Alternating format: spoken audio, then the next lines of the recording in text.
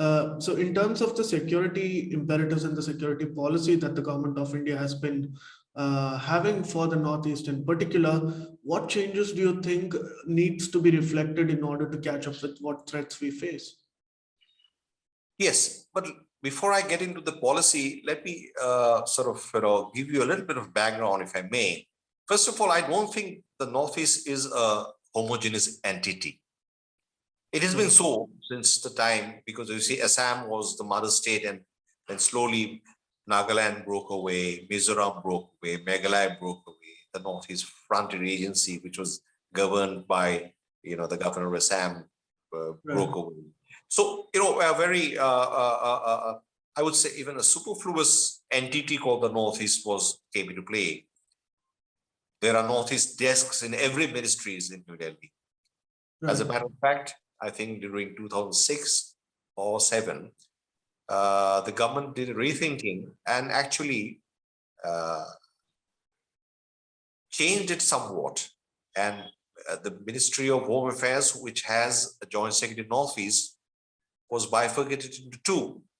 So even as there was one Joint Secretary Assam, there was a Joint Secretary for the rest of the Northeast. But again, in his wisdom, since for some reason it did not work administratively, it was brought together. Right. But the fact of the matter is, there is as much similarity between Ao of Nagaland, despite the fact that he also owes his affiliation to tribal way of life, with a Karbi of Assam, despite again that he is a tribal. I mean, there are no commonalities whatsoever.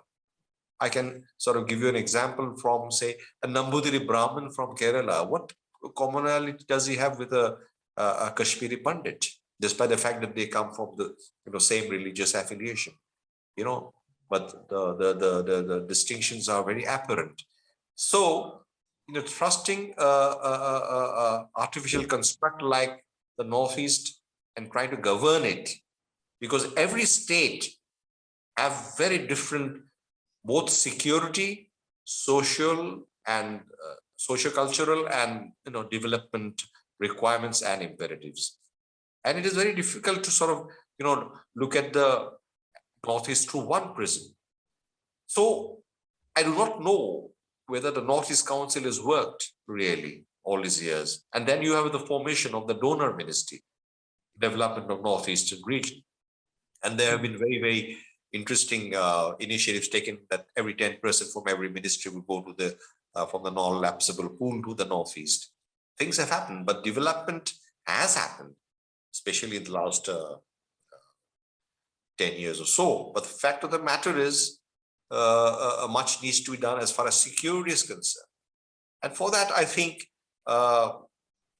unveiling of the Northeast Security Council, which I personally have been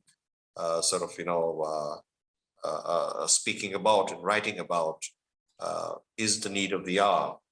I can spell out the contours to you, but the fact of the matter is it would be directly under the National Security Advisor. It would have members from every state, and it would debate and ordain and primarily advise the Prime Minister's office through the National Security Advisor on matters ranging from peace process to gun running to border management to India-China boundary issues. Right. I'm talking about security because donor and Northeast Council should be left alone to sort of look at development and such other initiatives. But security is a factor of development and vice versa. But I do not think development is possible if you have an insecure region. Much investment would have happened in the Northeast, and you have a very ambitious policy in the Act East policy. But where is the Act policy going to sort of, what is the launching pad for that? You have insurgency, and the thoroughfare is through Myanmar, which again is something which is a bit of a misnomer as far as India is concerned at this point of time, with insurgent groups billeted there, attacking our Indian security forces inside Northeast. So if you're going to be insecure there will not be investment from, say, places like Bangalore, Mumbai, Kolkata, Delhi, Jaipur, etc. Why would people come here? I mean, gratefully, things have not come to a pass, but in the past, the recent past, every tea garden owners of Assam had to pay taxation to various insurgent groups in Assam. And that is the same with NSC and IM. NSC and IM is paying at least 10% of taxes every household. Now, if in the atmosphere which is not conducive, how can development take place? And if development does not take place, then you do not have ambitious, like the Act East policy taking off. So the first imperative to my mind, although I think both security and development go hand in hand, I think you have to secure the Northeast to the point where investment can happen. Yes, Northeast is going to be primarily a thoroughfare for Indian goods to dynamic Southeast Asia, but you need containers, you need proper transportation systems, etc., throughout the Northeast. You can't just simply have goods going to Northeast. It takes a good amount of time. You need good roads. Now, every road, I'm told, have to be paid for to either a particular insurgent groups or to some, some such nefarious party. Now, that is not on. So you need to secure the region in a robust manner for development to take off.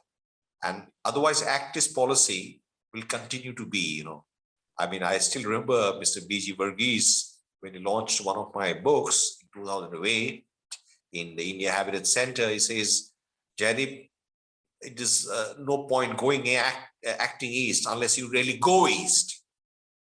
Right. So I'm reminded of what Prime Minister Modi said in his very first Red Fort message to the country. He said it, of course, in Hindi. He said, "Kadam jab milegi, tab tan milega. Kadam jab milegi, tab tan milega. Tab maksad bhi milega." It's so nice. I was just watching it in the television, but it remained in my mind till today. So you see, it's very important to be one in unison. The steps have to be in unison. And if the steps are to be in unison, you have to have a calibrated policy by way of security, which will define your development imperatives. It's only then tab tan milega, tab maksad bhi milega. This is what I think our Honorable Prime Minister meant when he has talked about the Ashtalakshmi, which he said Northeast is all about. Right. Please remember to subscribe to us and switch on the notifications for this channel. For our other social media links, more content, and to support our work, please visit citti.net. Dhanyavad. Namaskar.